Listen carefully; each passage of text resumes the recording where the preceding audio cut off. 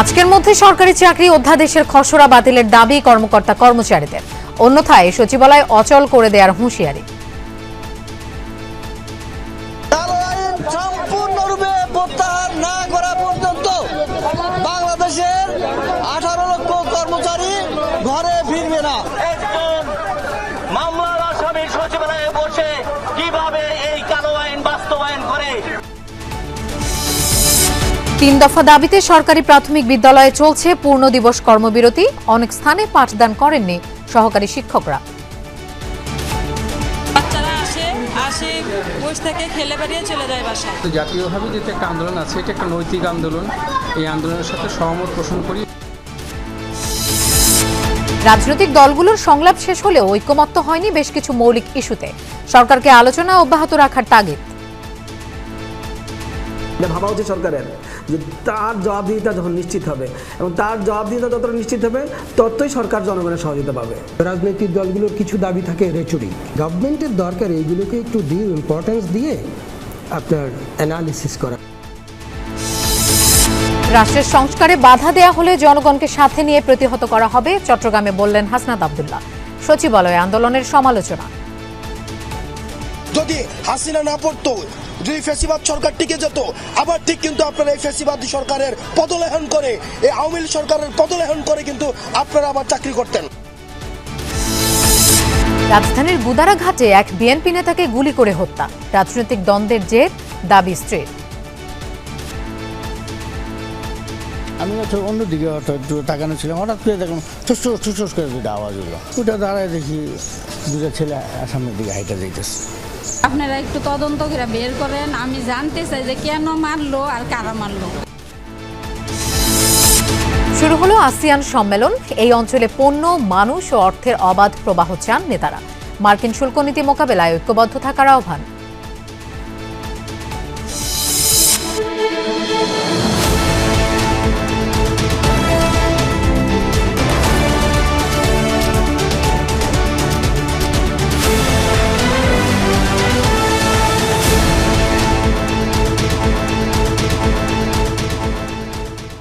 দেখছিলেন শিরোনামগুলো। এছাড়াও দেশ বিদেশের আরো খবর নিয়ে দুপুরে বাংলাদেশে আপনাদের সঙ্গে থাকছে আমি মৌসুমী আহমেদ লোপা।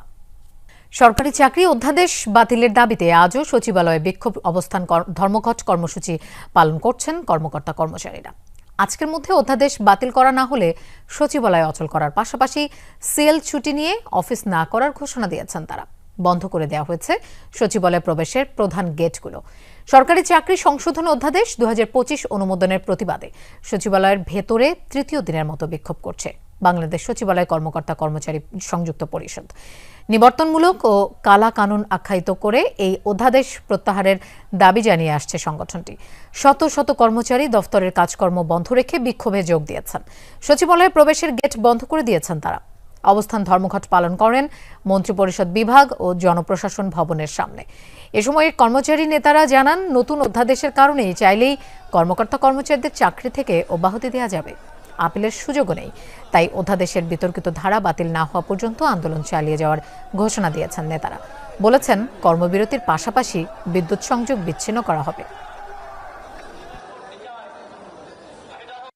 কোনো মুহূর্তে কোথায় ইচ্ছা করলে একটা মানুষের চাকরি চলে যাবে, এটা তো এইভাবে হতে পারে না। মূলত এই কালো আইনের ফলে আমরা কর্মকর্তাদের দাসত্বে পরিণত হই।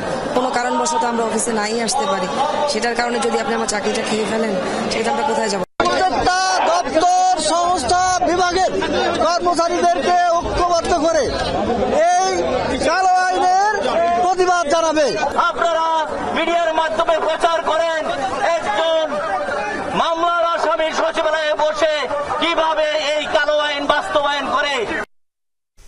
এ বিষয়ে আরো জানবো। সচিবালয় থেকে আমাদের সাথে যোগ দিচ্ছেন সহকর্মী আলমগীর স্বপন। স্বপন, সচিবালয়ের এই মুহূর্তের পরিস্থিতি কি সেটি একটু জানতে চাই। বিক্ষোভ মিছিল আর কতক্ষণ চলবে?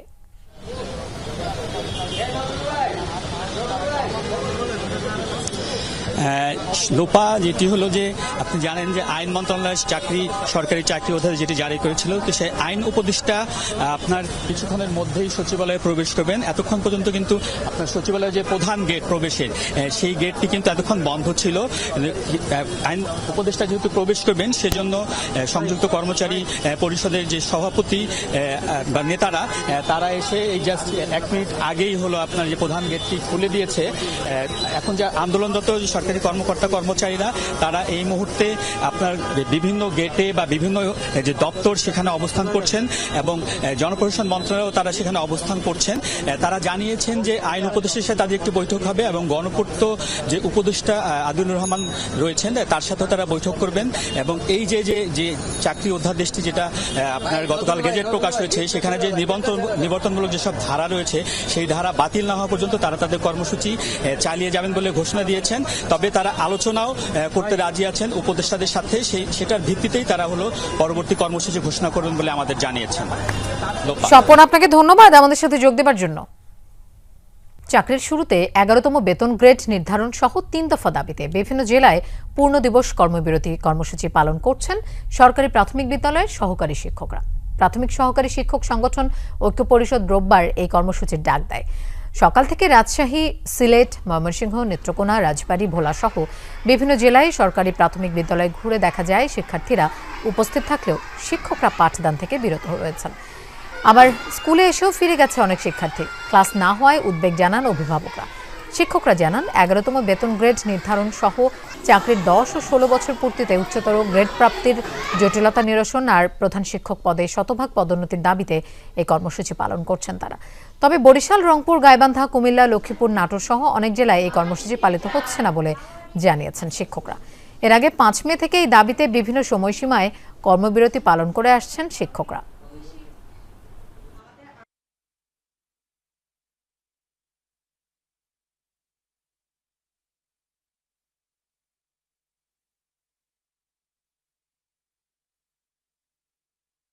শিক্ষকরা এখন নিজের চেয়ারে বসে আছে, কিন্তু আমাদের এখনো ক্লাস নেওয়ার টাইম হয়ে গেছে কিন্তু ক্লাস নিচ্ছে না। বাচ্চারা আসে বসে থেকে খেলে বেরিয়ে চলে যায় বাসায়, দিয়ে বাসায় যেয়ে বলে যে আম্মু ক্লাস হচ্ছে না, আপুরা ক্লাস দিচ্ছে না, ম্যাডামরা। জাতীয়ভাবে যেটা একটা আন্দোলন আছে এটা একটা নৈতিক আন্দোলন। এই আন্দোলনের সাথে সহমত পোষণ করি এবং আমরা প্রত্যাশা করেছিলাম যেটা আন্দোলন পর্যন্ত আসবে না। শিক্ষকদের 10ম গ্রেডের দাবি ছিল সহকারী শিক্ষকদের, সেখান থেকে তারা তো সরে এসছে, 11তম গ্রেডে মনোনিবেশ করেছে, স্থির করেছে। এ বিষয়ে আরো জানবো আমাদের সহকর্মীদের কাছ থেকে। শুরুতেই বরিশালে যেতে চাই, সেখানে কাউসার হোসেন আছেন। কাউসার, বরিশালে কি কর্মবিরতি চলছে কিনা, শিক্ষকরা কি বলছেন?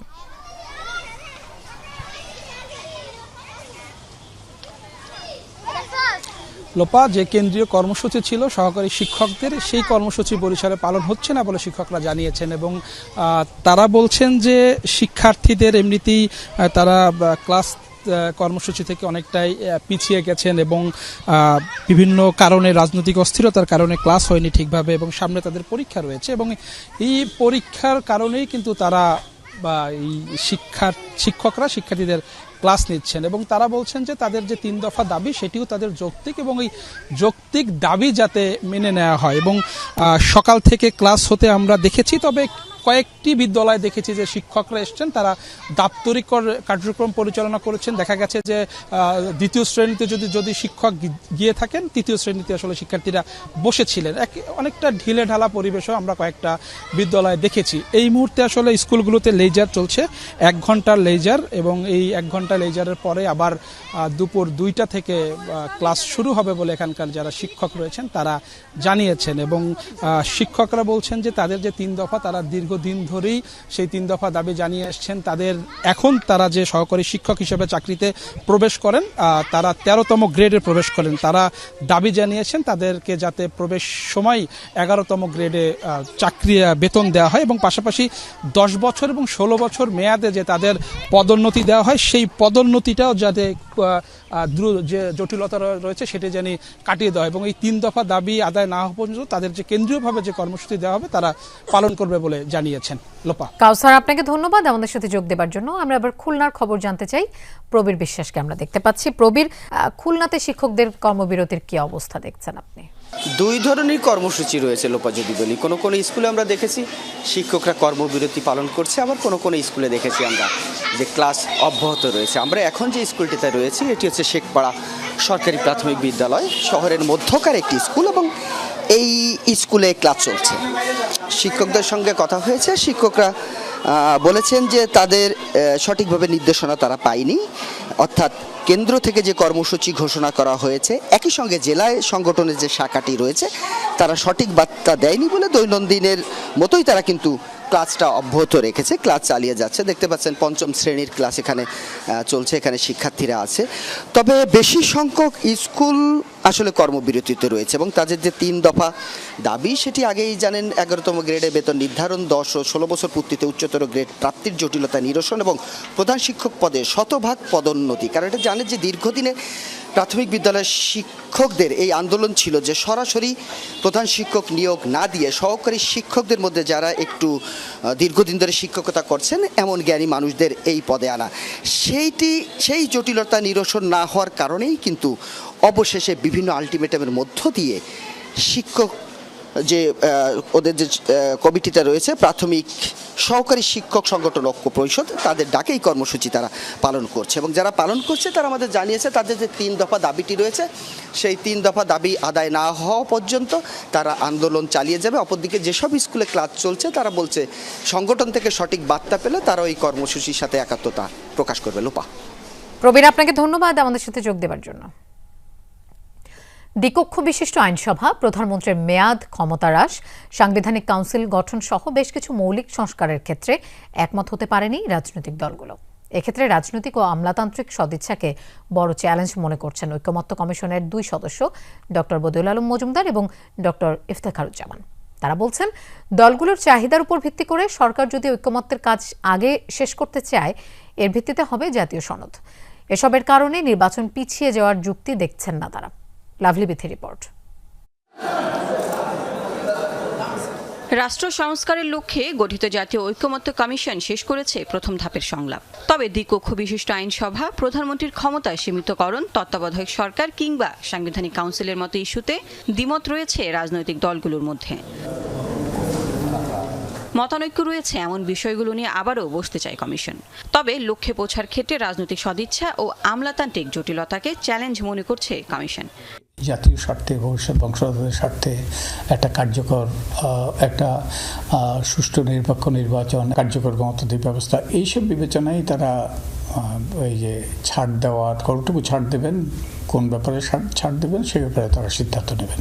রাজনৈতিক দল আমলাতন্ত্র সংস্কার চায় না আমি কিন্তু কখনো বলবো না, কিন্তু যেটা হয়েছে যে একটা আমাদের চর্চাটা হয়েছে, আমাদের ইতিহাসটা বলছে যে তাদের যখন যেহেতু তারা ক্ষমতায় অধিষ্ঠিত থাকেন সেই কারণে ক্ষমতার অবস্থান থেকে তাদের জন্য যেটুকু গ্রহণযোগ্য মানে সেই পরিমণ্ডল থেকে বের হওয়া তাদের কঠিন হয় এবং যেটা ইতিমধ্যে দেখা যাচ্ছে অভ্যন্তরীণ প্রতিরোধ আসে সেটা আমলাতন্ত্র থেকে আসছে, কোনো কোনো ক্ষেত্রে রাজনৈতিক মহল থেকেও আসছে। কাজে এই রেজিস্ট্যান্সটা, ইন্টারনাল রেজিস্ট্যান্সের সবচেয়ে বড় চ্যালেঞ্জ বলে আমি মনে করি। চলমান রাজনৈতিক টানাপোড়েনে চাপে নেই বলে জানান এই 2 সদস্য। তবে যেসব বিষয়ে দলগুলোর মধ্যে ঐকমত্য আছে তা নিয়েও জুলাই সনদ হতে পারে সরকার চাইলে। যদি রাজনৈতিক দলের চাহিদার উপর ভিত্তি করে সরকারের পক্ষ থেকে সিদ্ধান্ত হয় যে অগাস্টের আগেই আমাদের কাজ শেষ করতে হবে, সেক্ষেত্রে হবে কি আমরা এই পর্যন্ত যতটুকু করেছি তারপর ভিত্তি করে একটা সনদ বা একটা বলবো যে দলিল তৈরি করা সেটাকেই, এবং সেক্ষেত্রে ওই যে ঐকমত্যের বাইরের আইটেমগুলো হয়তো বেশি থেকে যাবে, কিন্তু তারপরে একটা কিছু করা সম্ভব। নির্বাচনের সময়সীমা আর ঐকমত্যে পৌঁছানো, ওই দুইটার মধ্যে আমি টেনশন দেখার কোনো যৌক্তিকতা দেখি না, বা একটা ঐকমত্যের উপরে নির্ভর করে যা নির্বাচন পিছিয়ে যাবে এই যুক্তির কোনো ভিত্তি আমি দেখি না। পুরনো রাজনৈতিক ব্যবস্থার পরিবর্তন, স্বৈরাচারী ব্যবস্থার পুনরাবৃত্তি রোধ ও কার্যকর গণতন্ত্র প্রতিষ্ঠায় দলগুলোর মনোভাবে আশাবাদী জাতীয় ঐকমত্য কমিশন। রাজনৈতিক সংস্কৃতির পরিবর্তন রাজনৈতিক ভিতর থেকে আসবে। লাভলি বিথি, যমুনা নিউজ, ঢাকা। আধ ঘন্টার আলোচনায় রাজনৈতিক দলের সাথে সম্পর্ক উন্নয়নে সরকার সাময়িক স্বস্তি পেলেও দীর্ঘমেয়াদে কাজে আসবে না বলে মনে করেন বিশ্লেষকরা। তাদের মতে উষ্ণ সম্পর্ক বজায় রাখতে নিজেদের ত্রুটিগুলো দূর করতে হবে, জবাবদিহিতা আনতে হবে সরকারের কাজে। রাজনৈতিক দলগুলোর সাথে আলোচনা অব্যাহত রাখার পরামর্শ তাদের। পাশাপাশি সংস্কার প্রক্রিয়ায় সরকারকে দলগুলোর সহায়তা করা দরকার বলেও মনে করেন তারা। একের পর এক আন্দোলন, সেনাপ্রধানের বক্তব্য, সেই সাথে প্রধান উপদেষ্টার পদত্যাগের গুঞ্জন। এই গুমোট পরিস্থিতি কাটাতে রাজনৈতিক দলগুলোর সাথে বৈঠকে বসেন প্রধান উপদেষ্টা। যদিও আধ ঘন্টার বৈঠকের আগে ও পরে দল এবং সরকারের বক্তব্যে কোনো পার্থক্য দেখা যায়নি। আলোচনায় কয়েকদিনের ঘোলাটে পরিস্থিতির উন্নতি হলো কি? হয়তো কিছুদিন একটু ভালো চলবে, কিন্তু ওনার তরফ থেকে যে কাজগুলি করতে হবে প্রধান উপদেষ্টার তরফ থেকে, সেইগুলি যদি উনি ঠিকমতো না করেন তাহলে এই পথ তো মসৃণ হবে না। এই অসন্তোষটা অনেক অংশে কমানো যায় দুটো জিনিস করলে। একটা হলো যেসব বিতর্কিত উপদেষ্টা আছেন ওনাদেরকে বাদ দিলে, আর আরেকটা হলো ইলেকশনের একটা রোড ম্যাপ দিলে।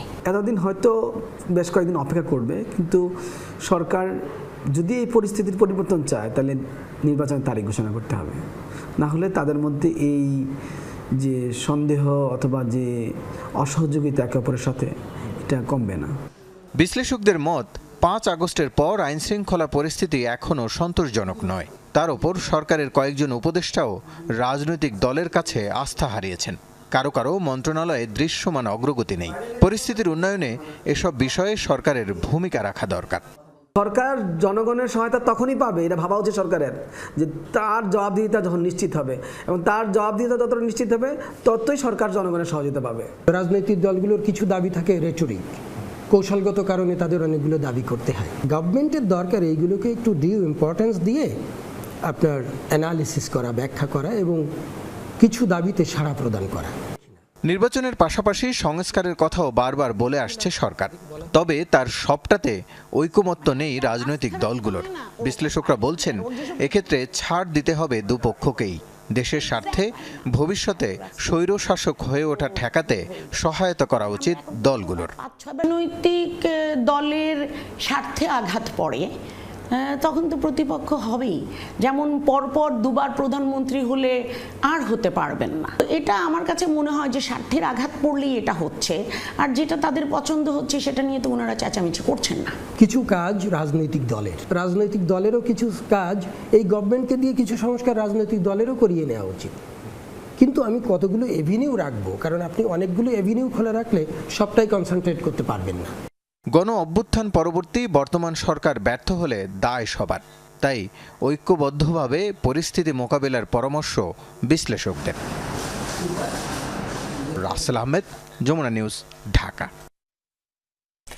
সুষ্ঠু নির্বাচন যতদিন দেরি হবে দেশে ততই সংকট বাড়বে বলে মন্তব্য করেছেন বিএনপির স্থায়ী কমিটির সদস্য আমির খসরু মাহমুদ চৌধুরী। ঢাকা রিপোর্টার্স ইউনিটির প্রতিষ্ঠাবার্ষিকী উপলক্ষে উদ্বোধনী অনুষ্ঠানে তিনি কথা বলেন। খসরু বলেন, বাংলাদেশে যতদিন পর্যন্ত গণতন্ত্র পুনঃপ্রতিষ্ঠা না হবে মিডিয়া ততদিন স্বাধীন হবে না। অগণতান্ত্রিকভাবে যারা ক্ষমতায় থাকে তারা মিডিয়াকে চাপে রাখে। তিনি বলেন, আগামীর ঐক্য হবে গণতন্ত্র স্বাধীনতার জন্য, মানুষের জন্য হতে হবে আগামীতে দায়বদ্ধ সরকার। আমরা একটি সুষ্ঠু নিরপেক্ষ নির্বাচনের মাধ্যমে বাংলাদেশে একটি গণতান্ত্রিক অর্ডার ফিরিয়ে আনতে চাই, এবং এটা যত বিঘ্নিত হবে, যত দেরি হবে, তত বেশি আমাদের সংকট বাড়তে থাকবে। এজন্য আমরা ঐক্যবদ্ধভাবে বাংলাদেশের সমৃদ্ধির জন্য ঐক্যবদ্ধভাবে গণতান্ত্রিক অর্ডার যত তাড়াতাড়ি ফিরিয়ে আনতে পারি, সকলের প্রচেষ্টায়, মিডিয়ার সহযোগিতায়, বাংলাদেশের মানুষের ঐক্যবদ্ধ প্রচেষ্টায় সেই জায়গায় যত তাড়াতাড়ি আমরা যেতে পারি তত বেশি আমাদের জন্য লাভবান হবে। সরকারি সংস্কার কাজে বাধা দিলে জনগণই তার বিকল্প খুঁজে নেবে, এমন মন্তব্য করেছেন জাতীয় নাগরিক পার্টির দক্ষিণাঞ্চলের মুখ্য সংগঠক হাসনাত আব্দুল্লাহ। সকালে চট্টগ্রামের 2 নম্বর গেট বিপ্লব উদ্যানে দ্বিতীয় দিনের মতো জুলাই হত্যার বিচারের দাবিতে জনমত আর জন আকাঙ্ক্ষা গড়তে পথসভার আয়োজন করে দলটি। সেখানে এনবিআরকে দুর্নীতির আতুরঘর বলে মন্তব্য করেন হাসনাত। অভিযোগ করেন, এখন যে সচিবালয়ের কর্মকর্তারা আন্দোলন করছেন তারাই 5 আগস্টের আগে বিগত সরকারকে সমর্থন দিয়েছিল। এছাড়া রাষ্ট্রের সংস্কারে বাধা দেওয়া হলে জনগণকে সাথে নিয়ে তা প্রতিহত করা হবে বলেও হুঁশিয়ারি দেন তিনি। দুর্নীতির আতুরঘর হিসেবে পরিচিত হয়, সেটা হচ্ছে এনবিআর। শক্ত ভাষায় বলতে চাই, 5 আগস্ট পর্যন্ত আমরা দেখেছি যদি হাসিনা না পড়তো, যদি ফ্যাসিবাদ সরকার টিকে যেত, আবার ঠিক কিন্তু আপনারা এই ফ্যাসিবাদ সরকারের পদলেহন করে, এই আওয়ামী লীগ সরকারের পদলেহন করে কিন্তু আপনারা আবার চাকরি করতেন। সাম্য হত্যার বিচার দাবিতে ঢাকা বিশ্ববিদ্যালয়ের উপাচার্যের কার্যালয়ের সামনে অবস্থান নিয়েছে ছাত্রদল। এ বিষয়ে জানবো, সেখান থেকে আমাদের সাথে যোগ দিচ্ছেন সহকর্মী শামীম রেজা। শামীম, অবস্থান কর্মসূচিতে কি বলছেন নেতারা, একটু বিস্তারিত জানতে চাই। ঢাকা বিশ্ববিদ্যালয়ের শিক্ষার্থী সাম্য হত্যার বিচারের দাবিতেই আসলে তারা এই অবস্থান কর্মসূচি পালন করছেন। বেলা 12টা থেকেই ঢাকা বিশ্ববিদ্যালয় ছাত্রদল আসলে এই অবস্থান কর্মসূচির আয়োজন করেন, যেখানে আসলে ঢাকা বিশ্ববিদ্যালয়ের বিভিন্ন হল থেকেই ছাত্রদলের নেতা কর্মীরা এসেই প্রথমে কলা ভবনের সামনে অবস্থান নেন এবং সেখান থেকেই ঢাকা বিশ্ববিদ্যালয় ছাত্রদলের সভাপতি ও সাধারণ সম্পাদকের নেতৃত্বে একটি মিছিল নিয়ে পুরো ক্যাম্পাস প্রদক্ষিণ করে এরপরেই আসলে প্রশাসনিক ভবনের ঠিক যেখানে উপাচার্যের কার্যালয়, সেই কার্যালয়ের সামনে এসে তারা অবস্থান নিয়েছেন। এ সময় তারা বলছেন যে সাম্য হত্যাকাণ্ডের দীর্ঘ 13 দিন অতিবাহিত হলেও তার বিচার নিশ্চিত করতে না পারা সহ নানা দাবিতেই আসলে তারা এই কর্মসূচি গ্রহণ করতে বাধ্য হয়েছেন। তারা বলছেন যে দীর্ঘ 13 দিন অতিবাহিত হলেও যারা আসলে সাম্য হত্যার পরিকল্পনা করেছে সেসব পরিকল্পনাকারীদের তারা এখনও আসলে আইনের আওতায় আনতে পারেন নাই, এমনটাই বলছেন তারা বলছেন যে ক্যাম্পাসের নিরাপত্তা নিশ্চিত উপাচার্য এবং প্রশাসনিক কর্মকর্তাদের দায়িত্ব থাকলেও সেই দায়িত্ব পালনে তারা ব্যর্থ হয়েছেন। এই ব্যর্থতার দায় নিয়েই আসলে উপাচার্য প্রক্টর সহ যেসব কর্মকর্তারা আছেন তাদের পদত্যাগের দাবি করছেন এবং অবিলম্বে সাম্য হত্যার বিচার দাবি করছেন তারা। শামীম, আপনাকে ধন্যবাদ আমাদের সাথে যোগ দেওয়ার জন্য। ফিল্মি স্টাইলে হত্যা করা হলো গুলশান থানা বিএনপির যুগ্ম সম্পাদক ও ইন্টারনেট ব্যবসায়ী কামরুল হাসান সাধনকে। রোববার রাত 10:30টার দিকে মধ্যবাড্ডার গুদারাঘাট এলাকায় তাকে পেছন থেকে গুলি করে 2 যুবক। স্থানীয়রা উদ্ধার করে হাসপাতালে নিলেও শেষ রক্ষা হয়নি। তার স্ত্রীর দাবি, রাজনৈতিক দ্বন্দ্বে এমন হত্যাকাণ্ড। দৃষ্টান্তমূলক শাস্তি চান স্বামী হত্যার। এ ঘটনায় বাড্ডা থানায় মামলা করেছেন সাধনের স্ত্রী। মধ্যবাড্ডা গুদারাঘাটের 4 নম্বর সড়কের একটি দোকানের সামনে আড্ডা দিচ্ছিলেন বিএনপি নেতা ও ইন্টারনেট ব্যবসায়ী কামরুল হাসান সাধন। হঠাৎ পেছন থেকে 2 যুবক খুব কাছ থেকে তাকে গুলি করে। মুহূর্তে লুটিয়ে পড়েন সাধন। এরপরেও তাকে লক্ষ্য করে ছোড়া হয় কয়েক রাউন্ড গুলি। দ্রুত ঘটনাস্থল থেকে সটকে পড়ে অস্ত্রধারী 2 জন। প্রায় দিনই আমি বসি 10টা 10:30টার সময় আমরা একটা চা খাইতে যাই, হয়তো 10-15 মিনিট আধা ঘন্টা বসি। আমি হয়তো অন্যদিকে একটু তাকানো ছিলাম, হঠাৎ করে দেখলাম ঠুস করে দুটো আওয়াজ হলো। ওটা দাঁড়ায় দেখি 2টা ছেলে সামনের দিকে হাইটা যাইতেছে। অল্প বয়স্ক মনে হয়, বেশি বয়স না। গুলিবিদ্ধ সাধনের রক্তাক্ত দেহ সেখানেই পড়েছিল বেশ কিছু সময়। পরে তাকে উদ্ধার করে মহাখালীর একটি হাসপাতালে নিয়ে যায় কয়েক যুবক। সেখান থেকে পাঠানো হয় জাতীয় হৃদরোগ ইনস্টিটিউটে। তবে ডাক্তার তাকে মৃত ঘোষণা করেন। কেউ ধরতেইছে না লোকটাকে। পরে আমরা মানবিক দিক বিবেচনা করে আমরা লোকটাকে হাসপাতালে নিয়ে আসি। ঢাকা উত্তরের বিএনপি নেতা ও সাধনের স্বজনরা জানান, সজ্জন মানুষ ছিলেন তিনি। কারো সঙ্গে তার শত্রুতার বিষয়ে জানা নেই তাদের। সাধন অত্যন্ত নিরীহ একজন মানুষ ছিল। সে নিজের মনে করে সে ব্যবসা বাণিজ্য করে, নিজের মতো করে চলে এবং আমাদের অত্যন্ত ডেডিকেটেড একজন কর্মী ছিল। আমার ছোটবেলার বন্ধু, আমাদের দীর্ঘদিন রাজপথে চলাফেরা, প্রোগ্রাম, ও হচ্ছে গিয়া একনিষ্ঠ একজন কর্মী, প্রোগ্রাম মিস করতেন না। যেহেতু রাজনীতি করে তো আবার বলছিল, আমি তার জিজ্ঞাসা করছি না ভাই আমরা তো কোনো কারো লগে কোনো দ্বন্দ্ব নেই। তবে সাধনের স্ত্রী বলছেন ভিন্ন কথা। জানান 5 আগস্টের পর থেকে রাজনৈতিক প্রতিপক্ষ তার সাথে শত্রুতা করতেন। এমন কথা স্ত্রীকে জানিয়েছিলেন বেশ কয়েকবার। আগে কোনো সমস্যাই ছিল না, এই 5 আগস্টের পরে থেকে এই সব সমস্যা হইতাছে। বাসায় আইসা বলতো যে আমার সাথে শুধু করে, শত্রুতাম করে, আমার করে। আমি কি জন্য আমার সাথে এমন? রাজনীতি কি বেশি, ব্যবসা বাণিজ্য নিয়ে। ব্যবসা তো আওয়ামী লীগের আমলতে 2018 সালেতে আমাদের ইন্টারনেটের একটা ব্যবসা করতেছে। এই পর্যন্ত শুনি নাই ব্যবসা নিয়ে কারোর সাথে কোনো ঝামেলা হইতে। আপনারা একটু তদন্ত করে বের করেন, আমি জানতে চাই যে কেন মারলো আর কারা মারলো। সাধনের গ্রামের বাড়ি লক্ষ্মীপুর সদরে। স্ত্রী জানান, জানাজা শেষে তাকে দাফন করা হবে আশুলিয়া কামারপাড়ার একটি কবরস্থানে। M A Aziz, Jamuna News, Dhaka. ব্যবসায়ী নাসির উদ্দিন মাহমুদ ও তুহিন সিদ্দিকী অমি সহ 3 জনের বিরুদ্ধে চিত্রনায়িকা পরিমণিকে শ্লীলতাহানির অভিযোগে করা মামলায় জেরার জন্য আদালতে হাজির হয়েছেন চিত্রনায়িকা পরিমণি। সকাল 11টার দিকে নিজের গাড়িতে করে আদালত প্রাঙ্গণে উপস্থিত হন তিনি। এরপর 11:05 দিকে ঢাকার নারী ও শিশু নির্যাতন দমন ট্রাইব্যুনাল 9 প্রবেশ করেন পরিমণি।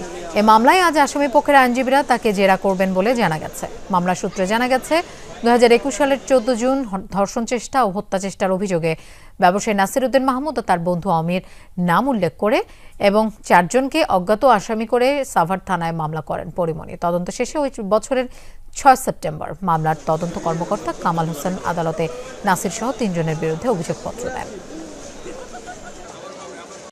আগাচ্ছে মানে এটা যত তাড়াতাড়ি আসলে আমি তো চাই খুব দ্রুত আসামিকে মানে তার শাস্তিটা আসলে তাকে প্রাপ্য শাস্তিটা তাকে দেওয়া হোক। 4 দিনের সফরে 27 মে দিবাগত রাতে জাপান সফরে যাচ্ছেন অন্তর্বর্তী সরকারের প্রধান উপদেষ্টা ডক্টর মোহাম্মদ ইউনূস। সফরে 2 দেশ 7টি সমঝোতা স্মারক সই করবে। পররাষ্ট্র মন্ত্রণালয়ে এক সংবাদ সম্মেলনে এই তথ্য জানান ভারপ্রাপ্ত পররাষ্ট্র সচিব রুহুল আলম সিদ্দিকী। তিনি বলেন, বাংলাদেশ জাপানের কাছে $1 বিলিয়ন বাজেট সহায়তা চাইবে। অর্থনীতির জন্য যা খুবই গুরুত্বপূর্ণ ভূমিকা রাখবে। জানান, এয়ারক্রাফট সংকটে বন্ধ হয়েছিল জাপানের সাথে সরাসরি বিমান যোগাযোগ, সেটি আবারও চালুর ব্যাপারে কথা হবে প্রধান উপদেষ্টার এই সফরে। ঢাকা টোকিও সম্পর্কের অমীমাংসিত সব ইস্যুতে আলোচনা হবে বলে জানান ভারপ্রাপ্ত পররাষ্ট্র সচিব। এটার অর্থই হচ্ছে এই যে তারিখ এবং সময়, তখন আমার এই দুইজন সুযোগ আমরা বাজেটারি সাপোর্ট হিসেবে জাপানের কাছ থেকে $1 বিলিয়ন চাচ্ছি। এটি আমাদের জন্য খুবই গুরুত্বপূর্ণ একটি বিষয়। এই বাজেটারি সাপোর্ট প্লাস হচ্ছে জাইকা এবং জেটপ্রোর সাথে স্যারের এই মিটিং আমাদের অর্থনীতির জন্য খুবই গুরুত্বপূর্ণ। পুঁজিবাজারে তারল্য সংকট দূর এবং বিনিয়োগকারীদের আস্থা ফেরাতে বাজেটে নীতি সহায়তা দেওয়ার দাবি সংশ্লিষ্টদের।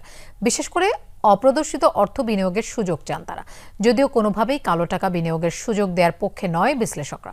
তালিকা বহির্ভূত কোম্পানির কর হারের ব্যবধান বাড়ানো এবং মুনাফার উপর থেকে দ্বৈত কর পরিহারের দাবি বাজার সংশ্লিষ্টদের। গেল কয়েক মাস ধরেই অস্থিরতা চলছে পুঁজিবাজারে। সূচক কমার সাথে চলছে টানা দরপতন। তারল্য সংকটে লেনদেন নেমেছে তলানিতে। কোনোভাবেই আস্থা ফেরানো যাচ্ছে না বিনিয়োগকারীদের। 2025-26 অর্থ বছরের বাজেট পুঁজিবাজার ঘুরে দাঁড়াতে টনিক হিসেবে কাজ করতে পারে। এজন্য দরকার নীতি সহায়তা। অপ্রদর্শিত অর্থ পুঁজিবাজারে বিনিয়োগের সুযোগ দেওয়ার দাবি বাজার সংশ্লিষ্টদের। এর ফলে দেশের অর্থনীতি লাভবান হবে বলেও মনে করেন তারা। কালো টাকা বলবো না আমি, যে টাকা কোনো কারণে ট্যাক্স দেওয়া হয় না, এরকম টাকারে যদি ট্যাক্স দিয়ে যদি পুঁজিবাজারে আনা যায়, ক্যাপিটাল মার্কেট আসা মানেই কিন্তু মেইন স্ট্রিমে টাকাটা ঢুকে গেল।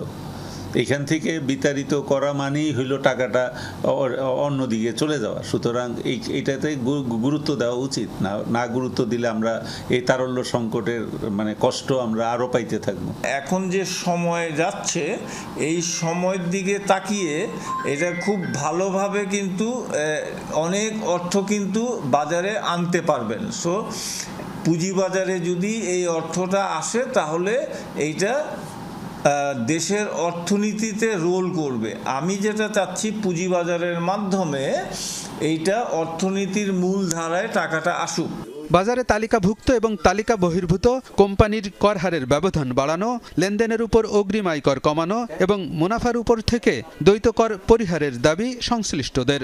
আমার মনে হয় বাজেটে পুঁজিবাজারে টার্নআউট করতে গেলে বাজেটে একটা ভালো মানে থাকা উচিত। ট্রেডিং এর উপরে ট্যাক্স হলো ইন্ডিয়াতে 1 লাখ টাকা হলো 5 টাকা, আমি কেন 50 টাকা রাখবো? আমি এমন কোন দেশ হইলাম যে আমি 10 গুণ বেশি নিব?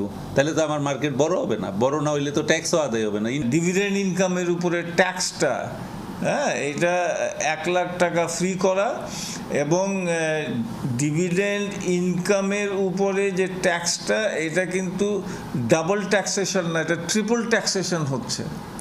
সেদিকে একটা ব্যালেন্স পলিসি নেওয়া উচিত। বিশ্লেষকরা বলছেন, পুঁজিবাজারে নীতি সহায়তা দিতে কর ছাড়ের সুযোগ দেওয়া যেতে পারে বাজেটে। তবে কালো টাকা বিনিয়োগের সুযোগ দেওয়া ঠিক হবে না। এটি অনৈতিক এবং সুশাসনের পরিপন্থী। আমি কোনোদিন এর সঙ্গে একমত হইনি, নেভার। যারা ট্যাক্স ফাঁকি দিয়েছে, সৎ করদাতা যাদের বছরে ইনকাম 4 লাখ টাকা, তাদের কাছ থেকে জোর করে বেতন থেকে টাকা আদায় করে নেওয়া হচ্ছে। আর যারা ধনী, মানে শত শত কোটি টাকা ফাঁকি দিয়েছে, তাদেরকে আমি একটা সুবিধা দিয়ে বাজারে নিয়ে আসবো, এটার সঙ্গে আমি একমত। এর আগেও কালো টাকা পুঁজিবাজারে বিনিয়োগের সুযোগ দেওয়া হয়েছে, তা খুব একটা কাজে লাগেনি বলেও জানান বিশ্লেষকরা। আলমগীর হোসেন, যমুনা নিউজ, ঢাকা।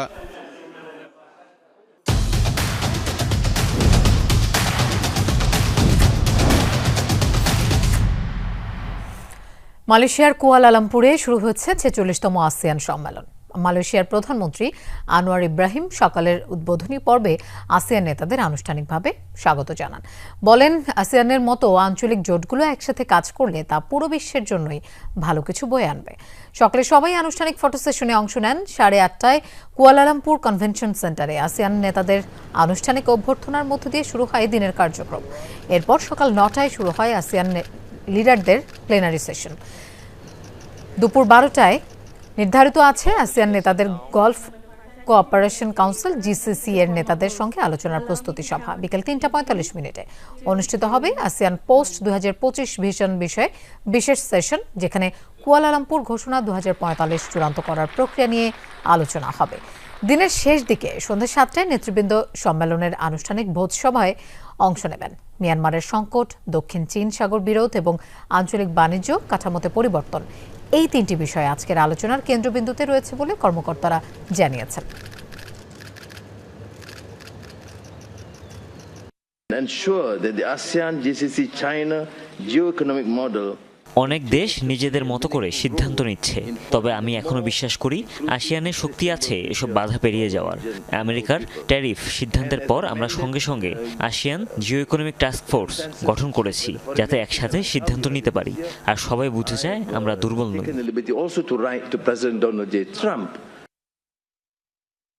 খুলনায় যাত্রীবাহী বাসের সাথে ইটবাহী ট্রাকের সংঘর্ষে ট্রাক চালক নিহত হয়েছেন, আহত হয়েছেন 3 জন।